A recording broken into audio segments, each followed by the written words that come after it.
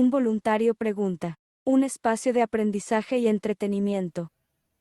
Hola, bienvenidos y bienvenidas a Un Voluntario Pregunta, un podcast de la red Interquorum.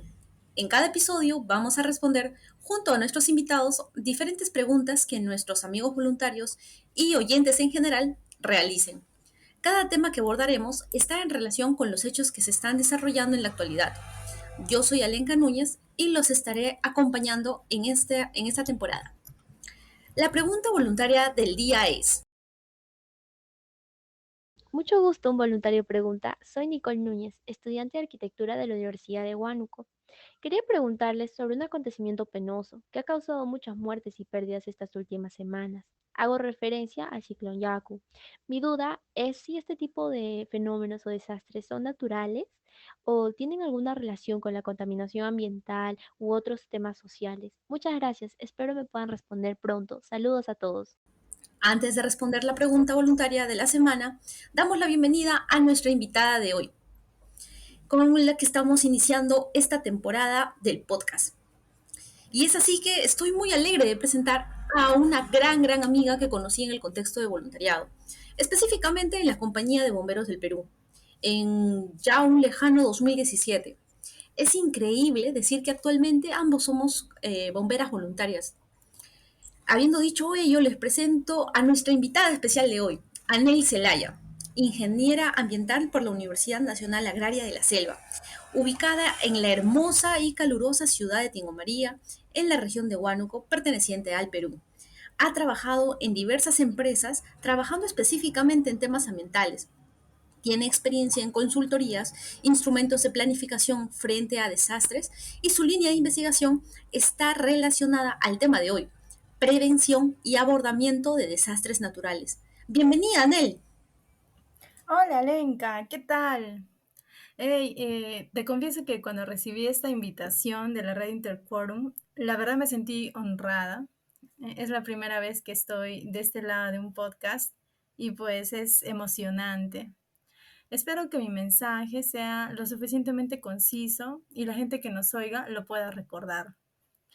Y ya que me han citado para conversar sobre los desastres, quisiera introducirme al tema recordando una anécdota mía que no acostumbro contar mucho, ¿ok? No sé si te acuerdas de los folletitos llamados Atalaya que los testigos de Jehová repartían casa por casa. Claro, ¿cómo no acordarme de esos folletos? Eran muy populares en esos años. Cuando era niña, Alenka, a mi familia le gustaba coleccionarlos y hacer una especie de compendio anual. Y es que traían excelente información de actualidad. No sé si ahora continúan haciendo esos folletos, ojalá que sí. Y bueno, aproximadamente el 2007 fue cuando yo leí por primera vez la palabra desequilibrio climático y vi unas fotos que iban acompañadas con descripción que me impactaron tanto que me marcó de por vida. En un lado había una foto de un señor y sus hijitos con el agua hasta el pecho, visiblemente era una inundación, y en el otro lado había una mujer agricultora y su familia queriendo sacar algo del suelo que estaba seco y parecía un desierto. Era visiblemente una sequía. Ambas familias, notoriamente muy pobres. Recuerdo que decía la descripción que estaban en lugares opuestos del planeta y que por primera vez se enfrentaban a algo así, algo que era totalmente nuevo para ellos y por supuesto también para mí, que era una niña. Por primera vez ahí me topé con una clara explicación y gráfica de lo que era el cambio climático. Me impactó mucho y recuerdo que quería entender más y más. Wow, ya me imagino lo impactante que fue para ti. Sí, y tanto que esa es una de mis motivaciones que recuerdo para seguir mi carrera. Y las veces que puedo trato de que mi corta experiencia esté ligada de alguna forma al tema de gestión de desastres originados por fenómenos naturales. Creo que este tipo de fenómenos o estos desastres son una de las consecuencias más dramáticas y violentas del cambio climático. Y es aquí donde está y estará la verdadera acción y también donde un ingeniero ambiental, a mi parecer, es bastante necesario y valorado. Y pues aquí estamos, Ale. Interesante todo lo que mencionas, Anel. Y qué emocionante que desde niña no solamente hayas podido acceder a este tipo de información, sino que es interesante saber de qué manera esto te ha impactado, tanto así que ha incidido en tu carrera profesional. Definitivamente interesante, gracias por compartirlo. Pero Anel, respecto a la pregunta voluntaria, ¿qué está pasando actualmente en el Perú? ¿Por qué algunos países latinoamericanos y por qué crees que nuestro, básicamente, voluntario ha preguntado por desastres naturales? Justo le preguntaba eso a algunos amigos y concluíamos que cuando alguien escucha sobre desastres naturales, se te viene a la mente que se salió un río y causó una inundación o que se activó una quebrada seca. De forma que nos hemos acostumbrado a mirar a la naturaleza como la causante directa y única de estos sucesos. ¿Y no es así? Pues no, de hecho, los desastres son erróneamente llamados naturales, porque en realidad deberían ser desastres sociales. La parte natural de un desastre es el peligro, te cuento, y te pongo un ejemplo. Una lluvia intensa, una inundación de río o un deslizamiento, en realidad son fenómenos cíclicos que están desde antes de la civilización y tienen una utilidad. Por ejemplo, cuando hablamos de lluvias, estos sirven para recargar el subsuelo con agua o regular la temperatura ambiental de un lugar.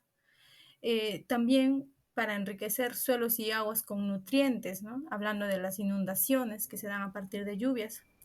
Y hablando, por ejemplo, de deslizamientos, estos sirven para formación de nuevos paisajes como los valles, las mesetas, entre otros.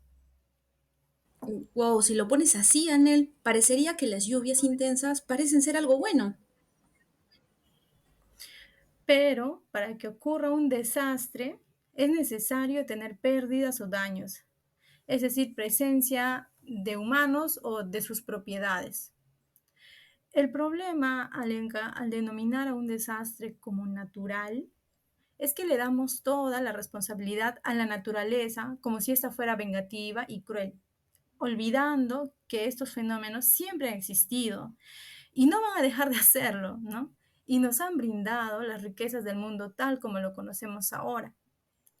A la vez, este olvido genera que nosotros dejemos esta verdadera responsabilidad que tenemos los seres humanos, ¿no? Que en realidad es nuestra responsabilidad y no la de la naturaleza. Claro, Anel, es interesante lo que mencionas. Y en ese contexto se ha visto videos y también fotos de cómo nuestra costa peruana viene siendo azotada por fenómenos naturales. Tú dime, ¿crees que estamos preparados para todo lo que estamos viendo, sobre todo en nuestra costa peruana? Buena pregunta. Desde ninguna perspectiva terminamos de estar preparados. No es la primera vez que las temporadas de lluvias intensas nos dejan mal parados. Un ejemplo directo son las actuales construcciones costeras, que desde que sucedió el fenómeno del Niño del 2017, el gobierno intentó una serie de programas, ¿no? Entre ellos, por ejemplo, la creación de la Autoridad para Reconstrucción con Cambios, de manera de financiar infraestructuras que respondan mejor durante los fenómenos de lluvias.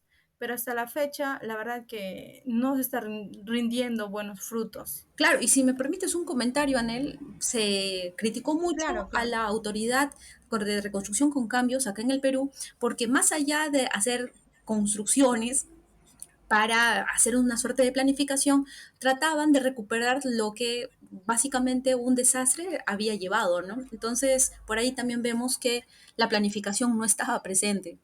Además, recientemente Lima se ha visto y veo que ha sido una de las ciudades en el Perú más afectadas. Sí, pues, en zonas como Lima, las infraestructuras públicas o privadas tienen una pobre planificación para soportar las precipitaciones intensas, porque no es común. Y la gente incluso se ha instalado dentro de los cauces de quebradas y ríos. Ey, Anel, espérate, pero si se instalan en esas zonas, digamos, peligrosas, es porque tienen necesidades económicas, estoy segura. Bueno, normalmente la escasez de recursos para encontrar una vivienda segura puede ser un factor importante, pero hay excepciones. Un ejemplo claro es la localidad de Punta Hermosa. Disculpa la interrupción, Anel, pero para nuestros oyentes que están fuera del país, fuera de Perú, Punta Hermosa es una localidad que queda en la costa de la ciudad de Lima. Solamente quería mencionar eso. Ajá. Bueno, en ese lugar se notó bastante una brecha socioeconómica dentro del desastre, por así decirlo, ya que algunos afectados no eran personas de bajos recursos económicos. Y lo más lamentable de todo, en realidad, es que a raíz de un evento que duró solo una semana aproximadamente, aún ahora muchos peruanos siguen perdiéndolo todo y llorando desaparecidos y muertos, ¿no? Eventos como estos vienen afectando de manera grave a países con nuestras características, con baja capacidad de darle una correcta gestión antes, durante y después de que ocurran estos eventos de desastre. Interesante y bastante informativo todo lo que mencionas. Ahora creo que podemos entender mejor por qué nos preguntan sobre desastres naturales nuestros amigos voluntarios.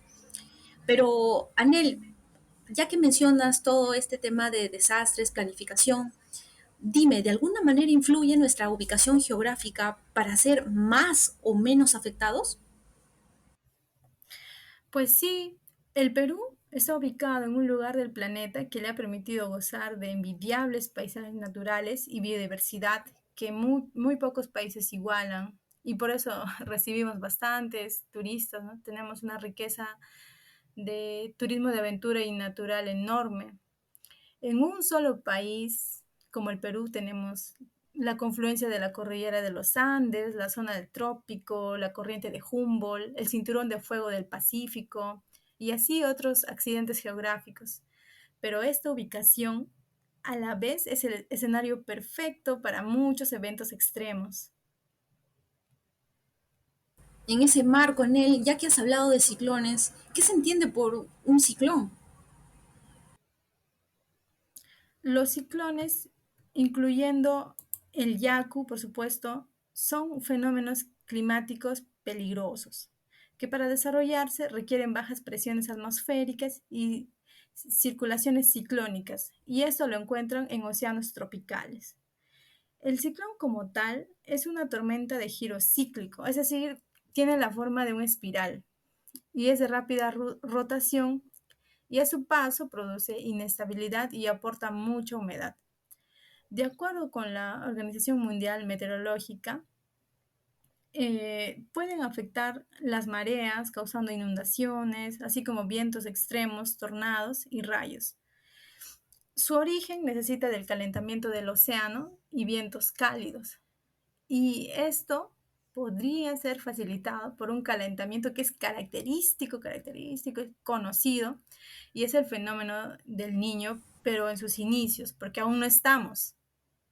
Ey, Anel, espérate. Empezaste comentando sobre el ciclón y esto lo asociamos con el ciclón Yaku, pero terminas con el fenómeno del niño. Esto me preocupa, pero ambas se pueden dar simultáneamente, una le sigue a la otra. ¿Cómo es la dinámica? ¿Estamos hablando de lo mismo? ¿Es diferente? Bueno, el Yaku, para empezar, se identificó a fines de febrero. El tsunami lo había visto, ¿no? A través de los satélites y se ha estado moviendo desde el norte hacia el sur. Y la segunda semana de marzo llega al nivel de Lima, ¿no? Actualmente este ciclón ya se está alejando de nuestras costas, pero aún seguimos viendo sus efectos, aún siguen sintiéndose las lluvias y demás consecuencias. Ahora, para saber que estamos en un fenómeno del Niño, se requiere de un calentamiento del mar mínimo de medio grado, o sea, de 0,5 grados Celsius. Pero ese aumento de temperatura debe mantenerse o incrementar durante 3 meses al menos. Se sabe que la temperatura recién a fines de febrero ha estado aumentando, ¿no? Bueno, a fines de febrero hasta ahora no son ni 2 meses. De hecho, el 16 de marzo, debido a todos estos cambios que se han estado registrando, la comisión que estudia el fenómeno aquí en nuestro país tenía antes el estatus de alerta y ahora lo ha cambiado antes tenía, perdón, el estatus o el modo vigilancia y ahora están en modo alerta. ¿Qué quiere decir esto? Que tenemos una considerable probabilidad de que ocurra en los próximos meses.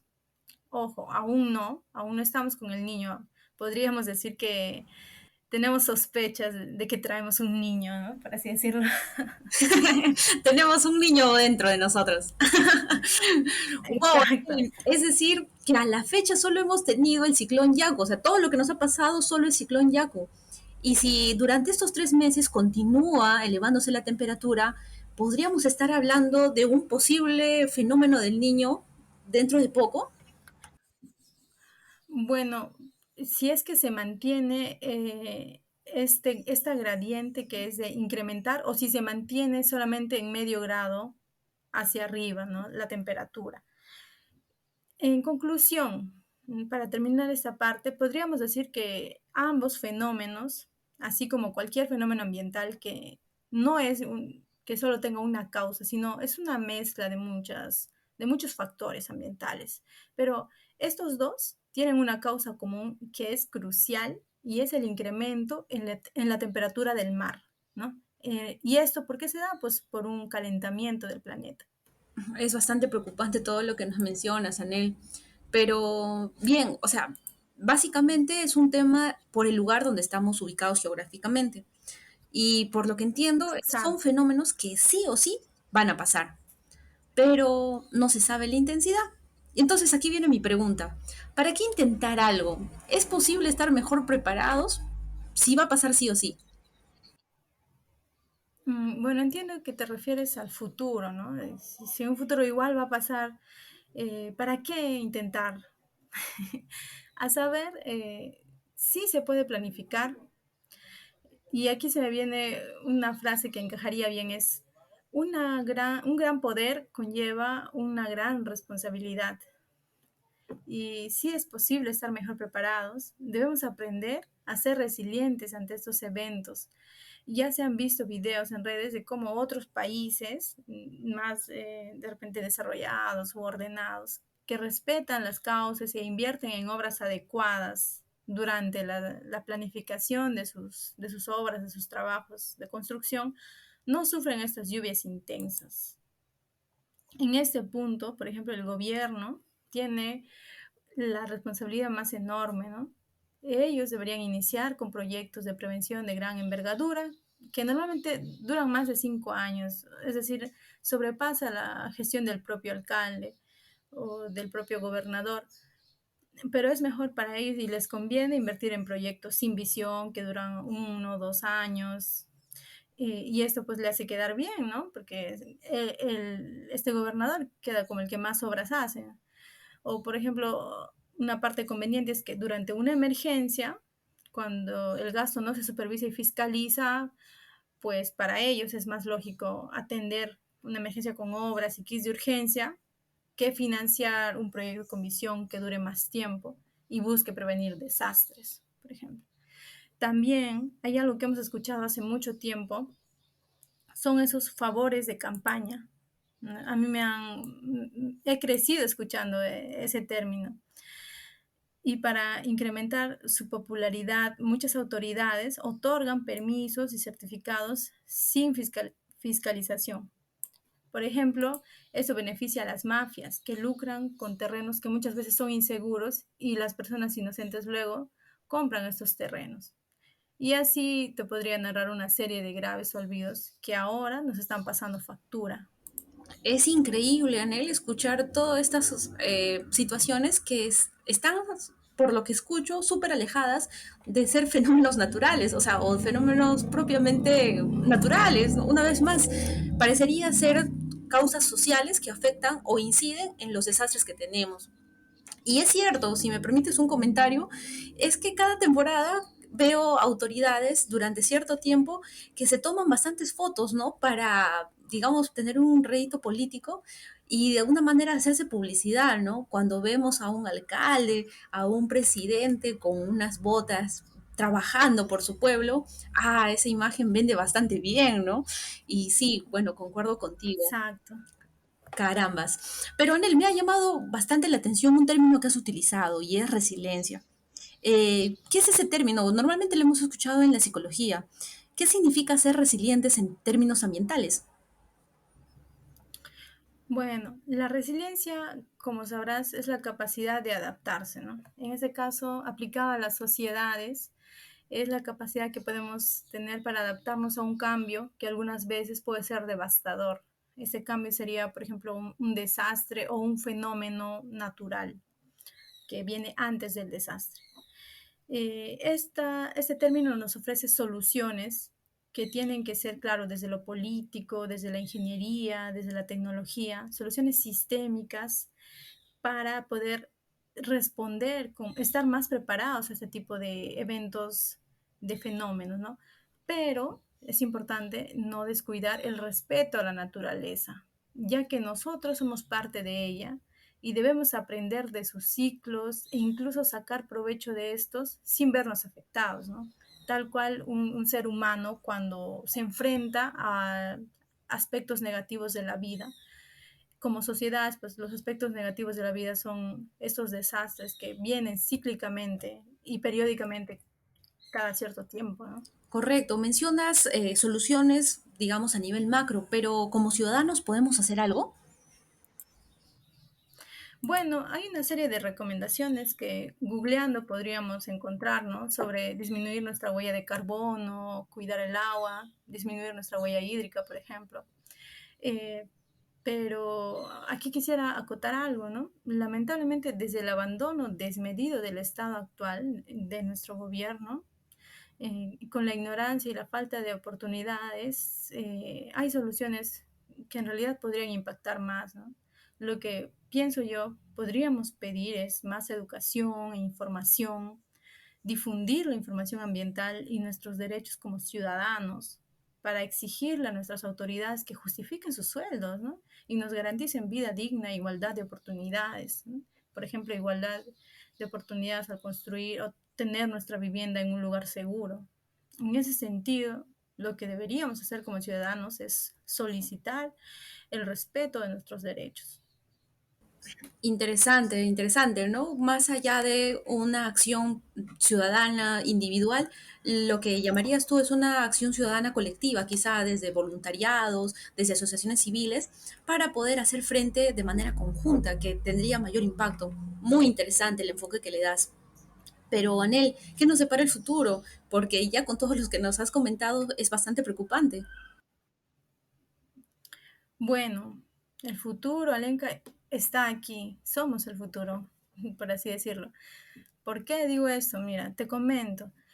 El 20 de marzo último se reunieron científicos expertos en temas de cambio climático del IPCC, que es un órgano de las Naciones Unidas que trabaja con un grupo de científicos expertos, y sus conclusiones, la verdad que han sido bastante desalentadoras. Básicamente ellos dicen que lo que ahora nos queda es prepararnos, ¿no? Y soportar, porque los desastres irán incrementando.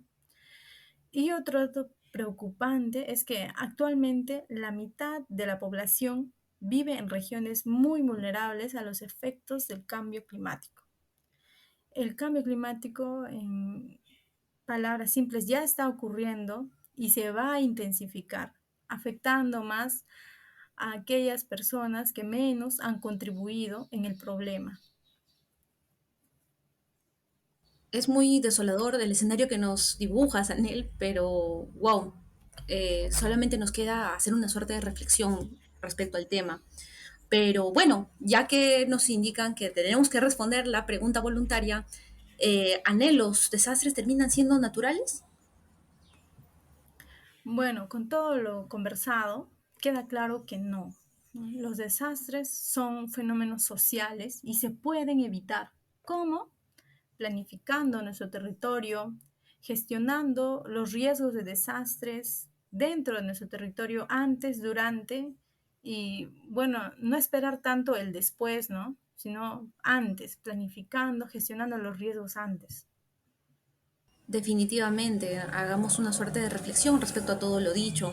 Finalmente, Anel, a modo de feedback, ¿a qué conclusiones podemos arribar? Bueno, podemos quedarnos de repente con esas dos ideas que te voy a proponer. Primero, Necesitamos exigir mejor gestión pública y disminuir la corrupción de nuestras autoridades. Y para esto la educación es clave, porque ya se sabe y ya está dicho, por así decirlo, que quienes menos han contribuido al cambio climático son quienes más van a sufrir sus consecuencias de ahora en adelante. Y la otra conclusión sería pues que tenemos una gran responsabilidad de mantener en el tiempo ese tesoro que todos los peruanos ganamos al nacer, que es nuestro propio territorio y todas sus riquezas. ¿Para quiénes? Para todos nuestros sucesores, para los que vengan después de nosotros y que ellos puedan gozar de una calidad de vida mejor de la que ya se está estimando con estos posibles futuros. En cuanto a servicios públicos, por ejemplo, como salud, disfrutar de una vivienda segura y digna, gozar de igualdad de oportunidades y el uso en general de nuestros recursos naturales. Wow, es impactante todo lo que nos has comentado, Nel, y muchas gracias también por las conclusiones finales. Pero al igual que a mí, seguramente a muchos de nuestros oyentes les has despertado muchas dudas respecto a lo que hemos hablado. Dime, ¿dónde te podemos encontrar? Bueno, me pueden encontrar en Instagram, en LinkedIn como Anel Karen Celaya Moya, y Anel es con A y H seguida. Y también mi correo es mi nombre, anel.celayamoya@gmail.com. Ya saben, queridos oyentes, si queremos contactar a Nel para poder hacer alguna pregunta que seguramente ha surgido en este podcast, la podemos contactar por ahí. Y bien, Anel, antes de que te vayas, ¿podrías recomendarnos algún material, libro, película, serie para reforzar mejor el tema? Bueno, para iniciar, si es que alguno está bastante interesado, podrían revisar los informes del Panel Intergubernamental para el Cambio Climático de las Naciones Unidas, que es el IPCC, que periódicamente saca reportes, ¿no? A partir de las conclusiones de sus científicos expertos. Y algo más casual sería, por ejemplo, recomendar que comencemos a entender cómo en la naturaleza todo tiene una justificación. Y para esto recomendaría la serie Our Planet o Nuestro Planeta, que está en Netflix. Y si prefieren algo más corto, recomendar El Dorado Amazónico, un viajero sin fronteras. Es un video muy bonito que habla acerca de cómo las inundaciones sirven para la naturaleza y para el ciclo. Queda apuntado, queda apuntado. También, ok. También hay una película que pareciera de esas comedias sin sentido, pero muestra cómo en realidad nuestra ignorancia y frivolidad va a acabar matándonos, ¿no? Se llama Don't Look Up y habla justamente sobre desastres, ¿no? Y por último, una lectura, de repente, si me permite recomendar, eh, que es de Hildebrand en sus 13, ya se hizo viral en redes y se llama Maldiciones. Es una especie de prosa que me gusta cómo termina. Y termina con esta frase: la naturaleza, en todo caso, es mucho menos impía que el sistema que todos los días activa las quebradas de la injusticia. Wow, pero qué fuerte esa última frase, Anel. Como siempre, Hildebrand poniendo la cereza al pastel. Y muy buena frase para cerrar con el tema de recomendaciones. Te agradezco mucho por estar con nosotros y por todo el tiempo que has invertido. Muchas gracias, Anel. Muchas gracias, Alenka, y muchas gracias a todo el equipo de la Red Interquorum. Felicito su iniciativa de Un Voluntario Pregunta y les auguro muchísimos éxitos a todos ustedes. Genial, despedimos a Ner con un abrazo fraterno y voluntario. Muy bien, amigos y amigas, llegamos al final de nuestro episodio, esperando que hoy hayan aprendido un poquito más sobre desastres naturales y la incidencia en nuestra sociedad, y que los hermanos peruanos, ecuatorianos y en realidad todos aquellos hermanos a nivel mundial que estén sufriendo de las inclemencias del clima puedan estar a salvo y puedan mejorar su situación. Nos vemos en el siguiente episodio. Gracias por escucharnos. Un abrazo fraterno y voluntario a todos.